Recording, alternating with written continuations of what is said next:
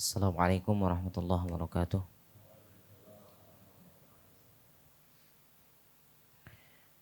Alhamdulillahirabbil alamin. Wassalatu wassalamu ala asyrafil anbiya wal mursalin nabiyyina Muhammadin wa ala alihi wa ashabihi ajma'in, amma ba'du. Rabbi shrah li sadri wa yassir li amri wa hlul 'uqdatam min lisani yafqahu qawli. Asbahna ala fitratil Islam wa ala kalimatil ikhlas wa ala dini nabiyyina Muhammadin sallallahu alaihi wasallam wa ala millati abina Ibrahim hanifan musliman wa ma kana minal musyrikin. Subhanaka la ilma lana illa ma 'allamtana innaka antal alimul hakim. Allahumma inna nas'aluka ilman nafi'an wa rizqan thayyiban wa amalan mutaqabbala. Jamaah kaum muslimin rahimakumullah. Alhamdulillah, segala puji dan syukur hanya milik Allah Subhanahu wa taala. Pada kesempatan pagi hari ini 24 bulan Safar 1443 Hijriah, Allah Subhanahu wa taala masih berkenan kepada kita semuanya sehingga pada pagi hari ini kita bisa berkumpul bersama, duduk bersama di Masjid Ar-Raudhah ini. Mudah-mudahan langkah-langkah kita, pergerakan kita menuju masjid ini mendapatkan pahala yang terbaik di sisi Allah Subhanahu wa taala. Amin. Yang kedua, salawat dan salam semoga selalu terlimpah curahkan kepada Nabi kita Nabi Muhammad sallallahu alaihi wasallam. Jamaah kaum muslimin rahimakumullah, kita akan lanjutkan pembahasan hadis, yaitu hadis Jibril, hadis yang kedua, sebagaimana yaitu kita sudah mencapai pada poin-poin atau faedah-faedah yang bisa kita ambil dalam hadis ini. Ya, faedah yang ke-20 yaitu an-nasa'ah la ya'lamu ahad illallah azza wa jalla. Bahwasannya hari kiamat ini tidak ada yang mengetahuinya, seorang pun tidak ada yang mengetahuinya kecuali Allah Subhanahu wa taala. Ya, ini adalah sebuah kaidah yang sangat-sangat penting bagi kita semuanya. Ingat bahwasanya terjadinya hancurnya seluruh alam raya ini, kemudian terjadinya hari kiamat itu yang mengetahui secara mutlak hanya Allah Subhanahu wa taala. Tak seorang pun yang tahu kapan akan terjadi. Ya. Lianna afdalar rusul minal malaikah sa'ala afdalar rusul minal bashar anha. Kenapa? Karena yang bertanya adalah yaitu rasul terbaik dari kalangan malaikat. Ya. Sebagaimana kalau kita lihat banyak dalam firman-Nya, Allah Ta'ala sering mendahului Jibril, bahkan memuliakan dan menspesialkan Jibril alaihissalam. Ya. Maka malaikat di sini, Jibril di sini bertanya kepada afdalar rusul. Bertanyanya pun kepada rasul terbaik di kalangan manusia. Ya. Jadi dua makhluk Allah Subhanahu wa taala yang di langit dan bumi. Ya. Kalau di langit ya istilahnya berarti para malaikat ya selain Allah Subhanahu wa taala yang terbaik adalah Jibril. Di bumi yang terbaik adalah Nabi sallallahu alaihi wasallam. Maka Jibril bertanya kepada Nabi sallallahu alaihi wasallam tentang hari kiamat. Akan tetapi apa jawaban Nabi sallallahu alaihi wasallam? Mal mas'ulu anha bi'a'lama minas sa'il. Yang ditanya tidaklah lebih tahu daripada yang bertanya, menunjukkan sama-sama tidak tahu. Maka penentuan hari, penentuan tanggal, penentuan bulan, penentuan tahun, penentuan jam, ini yang menentukan adalah Allah Subhanahu wa taala. Maka tak seorang pun mampu menyebutkan dengan angka sekian, tahun sekian, bulan sekian dan sebagainya. Ini jamaah rahimakumullah. Wa yatarattabu ala hadhihi al-fa'idah annahu law saddaqa ahad minan nas syakhsan, maka dari sini bahwasanya ada keterkaitannya, yaitu bahwasanya jika ada seseorang yang mempercayai ya di kalangan manusia yang mana idda'an nasa'ah taqumu fil waqtil fulani, jika ada orang yang mengatakan bahwasannya hari kiamat itu terjadi pada waktu fulan, maksudnya waktu yang sudah ditentukan, oh tanggal tahun sekian ya, bulan sekian, tanggal sekian akan terjadi kiamat. Jika ditentukan dengan angka seperti itu ya, kemudian ya ada yang mempercayai hal tersebut, fa innahu yakunu kafiran, dia jatuh kepada kekufuran. Li'annahu mukadzibun lil Qur'an was sunnah. Kenapa? Karena dia telah mendustai Al-Qur'an dan sunnah Nabi sallallahu alaihi wasallam. Ya, ini kaidah besar bagi kita semua. Sekali lagi, siapapun dia tidak berhak untuk menjelaskan kapan terjadi kiamat. Rasul sallallahu alaihi wasallam pun tak tahu kapan. Tapi kok ada tiba-tiba sekarang oknum yang mengatakan kiamat akan terjadi pada tahun sekian, tahun sekian, tahun sekian. Ini ada oknum-oknum seperti ini. Ya, menentukan tahun. Kalau menentukan tanda, ya. Ya. Ini sebagaimana yang sudah kita pelajari. Kalau tanda-tanda akan munculnya kiamat, iya. Tapi pun tanda-tanda yang diberikan oleh Allah Subhanahu wa taala kita tidak bisa memprediksi kapan terjadinya. Ya, sebagaimana yang saya katakan, ya, semacam bencana-bencana yang ada, gempa bumi, gunung meletus dan sebagainya, itu pasti terjadi karena itu adalah tanda-tanda kiamat. Tapi kita tidak tahu kapan akan terjadi gempa bumi, kapan akan terjadi gunung meletus. Ini kaidah besar sekali lagi. Ya, bencana pasti akan terjadi, tetapi ingat, penentuan kapan terjadinya hanya Allah yang Maha mengetahuinya. Ya. Kemudian 20 yang selanjutnya, iwami as-sa'ah, bagaimana agungnya ya kiamat tersebut. Walihada ja'at laha amarat, maka dari itu datanglah tanda-tandanya, hatta yasta'iddan nas. Tujuannya apa? Diberikan tanda-tanda oleh Rasul sallallahu alaihi wasallam apa? Supaya manusia bersiap-siap. Ya. Jamaah rahimakumullah, ya. Laha razaqanallahu wa iyyakum al-isti'dad laha. Kita memohon mudah-mudahan Allah Subhanahu wa taala berikan bagi kita semuanya ya istiqomah agar kita bisa bersiap-siap ya membawa bekal. Ya, kalaupun seandainya manusia tidak bertemu dengan hari kiamat, dia pun akan tetap mengalami yang namanya kematian. Ya. Kemudian yang kedua selanjutnya annana. Ya, idza kunna la na'lamu syai' fa innana nutalibu ma yakunu min alamatihi. Ketika kita memang ingin mencari sesuatu, ya, tidak mengetahui sesuatu ya tertentu, maka kita diajarkan untuk mencari kira-kira alamatnya seperti apa. Alamat itu adalah tanda, minimal tanda. Saya ingin bertemu dengan ustadz ini. Semuanya tidak bisa memberikan foto. Akhirnya ustadznya seperti ini. Orang-orang ciri-cirinya seperti ini, ciri-cirinya seperti itu. Ya, minimal dengan mengetahui tanda-tanda. Li'anna Jibril, sebagaimana Jibril alaihissalam qala akhbirni an amaratiha. Sebagaimana Jibril bertanya tentang tanda-tanda hari kiamat. Jika tidak tahu kapan terjadinya, beliau bertanya tentang tanda-tandanya.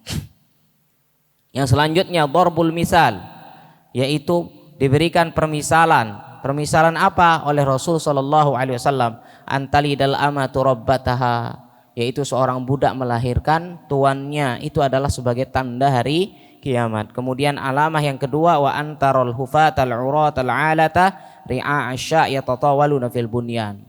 Orang yang dulunya adalah pengembala kambing yang tanpa beralas kaki, ya, kemudian bertelanjang dada, itu mulai berlomba-lomba membangun gedung-gedung yang tinggi. Saya rasa Allahu a'lam dikatakan ini sudah terjadi tentang bahwasanya pembangunan gedung-gedung yang tinggi. Kemudian yang selanjutnya fa in qala qail, jika dikatakan ada yang mengatakan lam yadhkur an-nabi sallallahu alaihi wasallam amaratin ukhra awdah min hada, apakah Nabi tidak menjelaskan tanda-tanda yang lebih jelas daripada ini? Maka dijawab annal alamat bayyinah wadihah. Sesungguhnya tanda-tanda yang diberikan oleh Rasul sallallahu alaihi wasallam adalah tanda-tanda yang sangat jelas. La yahtaju su'al anha. Kenapa? Karena tidak perlu tidak perlu bertanya lagi. Ya walidzalika ya adalah an-nabi sallallahu alaihi wasallam anha ila dzikri hadhihi surah. Ya, maka dari itu Nabi sallallahu alaihi wasallam menjelaskan, memberikan penggambaran tentang hal itu. Kemudian yang kedua selanjutnya 24, annal malaikah yamshu idza tahawwalu ila bashar. Bahwasanya malaikat itu dia berjalan ya idza tahawwalu ila bashar, jika dia berubah menjadi manusia, liqauli sallallahu alaihi wasallam summan talaqa, kemudian dia pergi. Hadisnya kan gitu, summan talaqa, habis bertanya dia pergi. Wa hal yamshuna idza kanu ala sifatil khal alladhi khalaqu alaih, apakah dia bersifat jalan sebagaimana sifat khalq ya yang diciptakan kepadanya. Ya namanya malaikat kan nanti akan bebas sebagaimana firman-Nya qul law kana fil ardi malaikatu yamshuna mutmainnin. Jadi ada malaikat yang memang berjalan mutmainnin. Ya, kemudian ada memang walahum ajnihah yatiruna biha. Dan ada malaikat yang memang memiliki sayap yang mereka bisa terbang dengan sayap-sayap tersebut. Ya, tapi jangan bayangkan sayapnya malaikat sebagaimana sayap di sponsor TV. Ya. Sebagaimana firman Allah Ta'ala, alhamdulillahilladzi fatirus samawati wal ardi ja'ilil malaikati rusula uli ajnihah. Bahwasanya malaikat itu dijadikan oleh Allah itu sebagai rasul, utusan-utusan, uli ajnihah, memiliki sayap. Kemudian yang selanjutnya ilqaul alim ala talabatihi ma yakhfa alaihim, liqaulin nabi sallallahu alaihi wasallam atadruna manis sa'il. Bahwasanya di sini ya jadi seorang alim itu hendaklah dia memberikan tahu rasa penasaran si pelajar di sini. Kenapa? Nabi sallallahu alaihi wasallam memahami hal itu ketika Jibril alaihissalam bertanya kepada Nabi sallallahu alaihi wasallam dalam wujud yang lain, dalam wujud manusia. Ya, dan dia bertanya, membenarkan dan sebagainya, bersikap mohon maaf agak sedikit aneh. Maka para sahabat bertanya, ini siapa? Cuma tidak ada yang tidak ada yang bertanya kepada Rasul sallallahu alaihi wasallam. Ya, bahkan dikatakan dalam riwayat sampai 3 hari, ada yang mengatakan 3 hari. Maka kemudian apa yang terjadi? Subhanallah, Nabi SAW yang bertanya, atadruna manis sa'il, siapa kira-kira yang bertanya tadi itu? Ya, ini untuk apa? Untuk mengungkap rasa penasaran para sahabat Nabi SAW. Kemudian selanjutnya an-nasail anil ilmi yakunu an-nasail anil ilmi yakunu mualliman liman sami'al jawab. Bahwasanya yang bertanya itu ya, yang bertanya tentang ilmu, maka dia akan otomatis menjadi muallim, menjadi seorang guru, seorang yang mengetahui apabila dia mengetahui jawabannya. Ketika dia Jibril alaihissalam di sini bertanya, maka ketika Jibril mendapatkan jawabannya, maka secara tidak langsung beliau langsung menjadi seorang muallim karena beliau mendapatkan jawabannya. Ya, li'anna Nabiya sallallahu alaihi wasallam, ya, kenapa? Karena Nabi sallallahu alaihi wasallam mengatakan apa? Fa innahu Jibril atakum yuallimukum dinakum. Sesungguhnya yang datang itu adalah Jibril. Dia datang dalam rangka apa? Untuk mengajarkan bagi kalian agama kalian. Ma'annal ladzi 'allamahumun Nabiy sallallahu alaihi wasallam.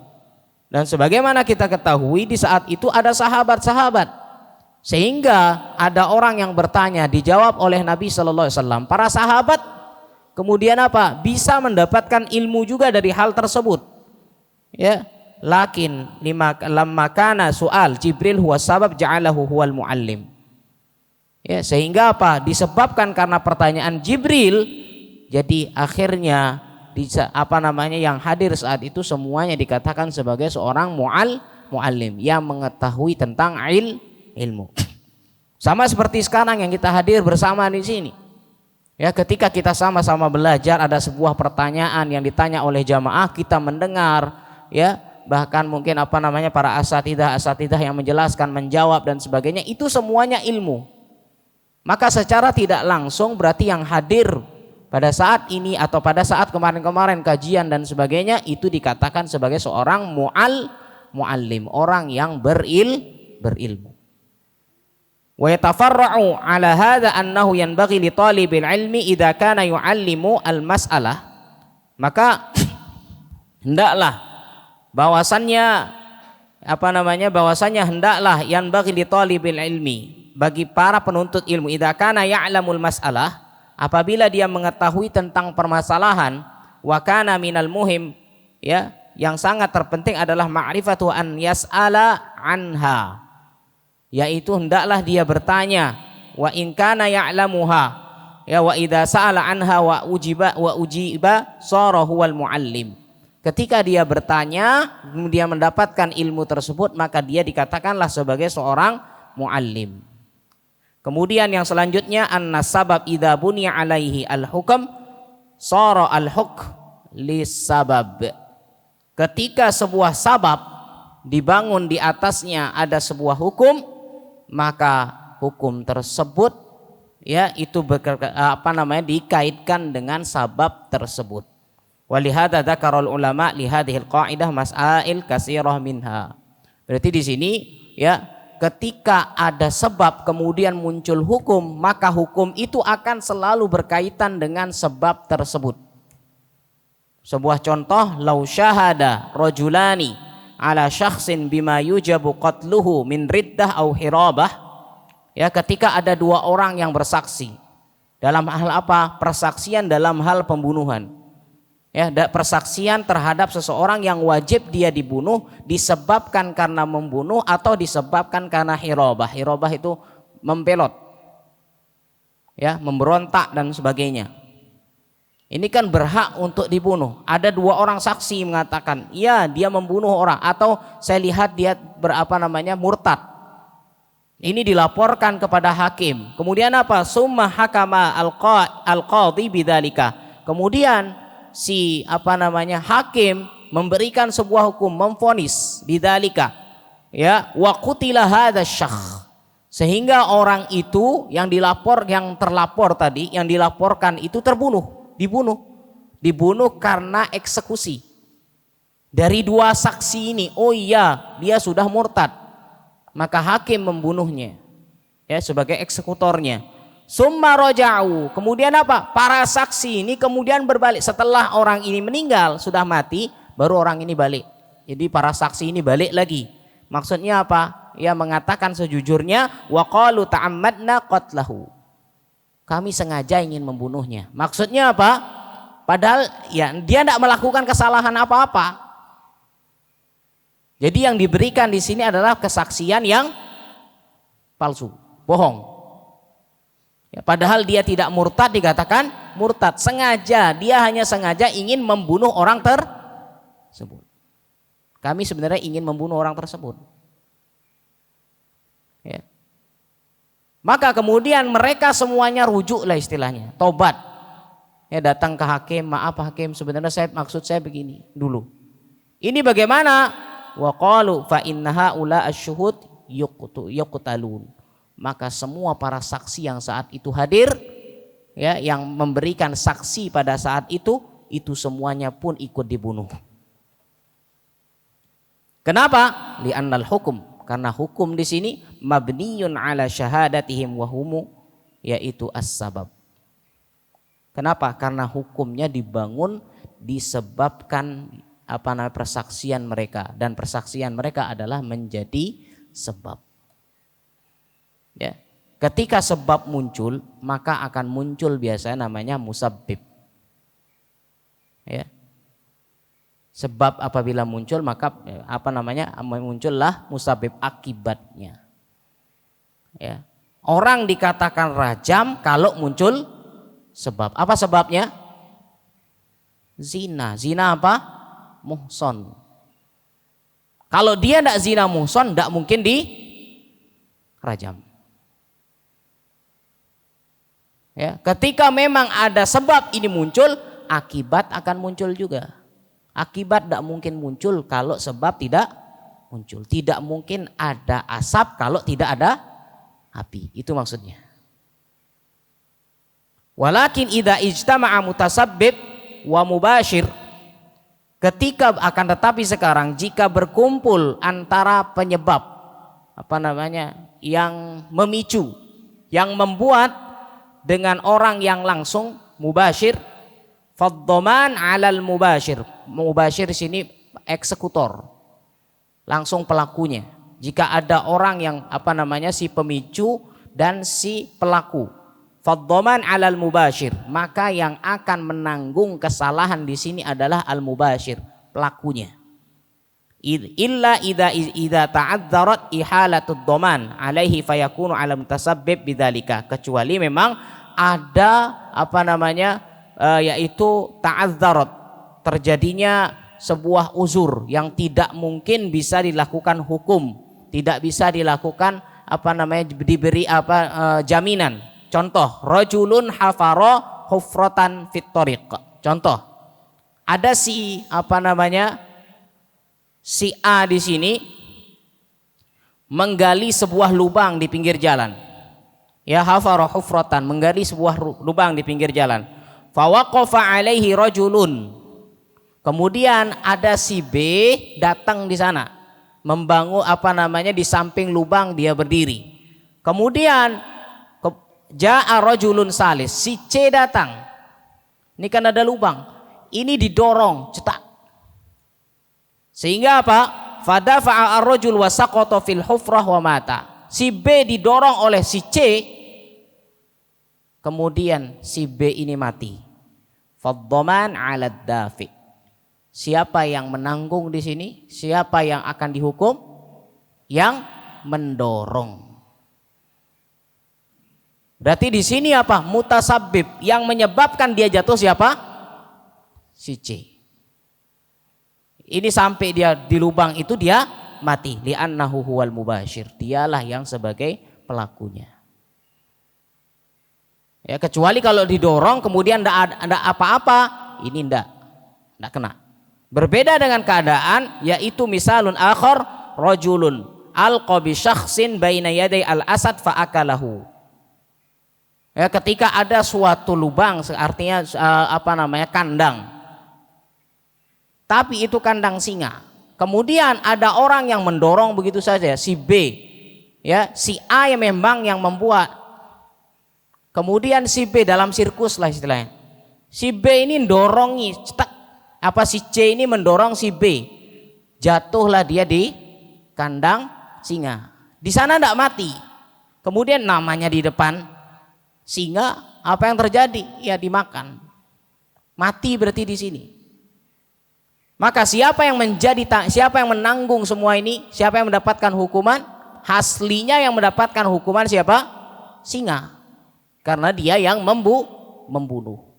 Tapi di sini tidak mungkin singa yang disalahkan. Sehingga yang disalahkan di sini siapa? Pemicunya. Siapa pemicunya? Si C yang sengaja mendorong. Ini jamaah rahimakumullah. Semua itu bisa beralih. Dalam suatu hukum, apalagi hukum perdata dan sebagainya, ini bisa beralih semuanya terhadap terjadinya sebuah eksekusi, ya. Namun dilihat, maka jika seorang hakim di sini, makanya saya katakan hakim itu dibagi menjadi 3, sebagaimana dalam hadis. Hakim itu menjadi 3, 2 masuk neraka, 1 masuk surga. Maka hakim itu harus betul-betul mengetahui tentang hukum agama, hukum Islam dia harus paham. Kemudian dia harus menjalankan hukuman menjalankan sesuai dengan ilmunya, tidak boleh berubah. Banyak hakim yang bermunculan dia paham hukum tapi dibayar.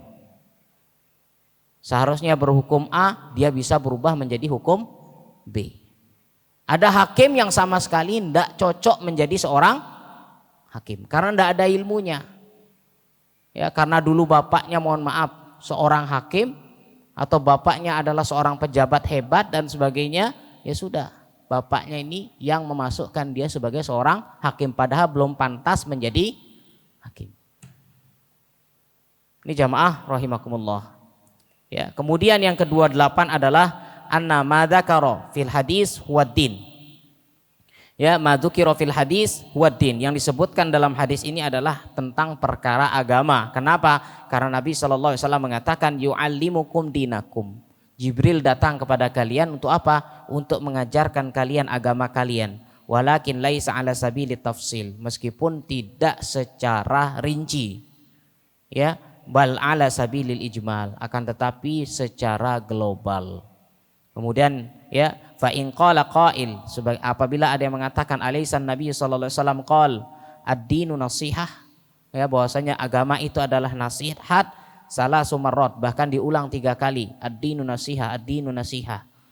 Lillahi wa li kitabihi, yaitu bagi Allah dan kitabnya, wali rasulihi, dan para rasulnya, wali immatil muslimin, dan pemimpin kaum muslimin, wa ammatihim, dan keseluruhannya. Fal jawab bala, iya betul, lakin hadihin nasiha, akan tapi nasihat ini la takhruju amma fi hadisi Jibril. Ingat bahwasanya hadis disebutkan sebagai nasihat ini adalah sebagai bentuk cabang lah. Bentuk cabang dari apa? Apa yang diajarkan oleh Nabi SAW, yaitu dalam hadis Jibril, li'annaha minal Islam, karena perkara yang ini, hadis ini adalah perkara yang berkaitan dengan Islam. Maka di dalam hadis Jibril disebutkan agama tapi secara global, bukan secara rinci. Masya Allah tabarakallah, kita sudah menghabiskan hadis kedua syarahnya, yang insya Allah nanti kita akan masuk ke hadis yang ketiga pada pertemuan yang akan datang. Mudah-mudahan Allah Subhanahu wa taala berikan kita istiqomah, ya, diberikan kesehatan, diberikan umur panjang, diberikan nikmat ibadah istiqomah di atasnya. Mudah-mudahan Allah Subhanahu wa taala menerima seluruh amal ibadah kita. Amin. Demikian mungkin yang bisa kami sampaikan, mudah-mudahan ada manfaatnya. Barakallahu fikum wa sallallahu ala nabiyina Muhammad. Subhanakallahu bihamdika asyhadu an la ilaha illa anta astaghfiruka wa atubu ilaik. Assalamualaikum warahmatullahi wabarakatuh.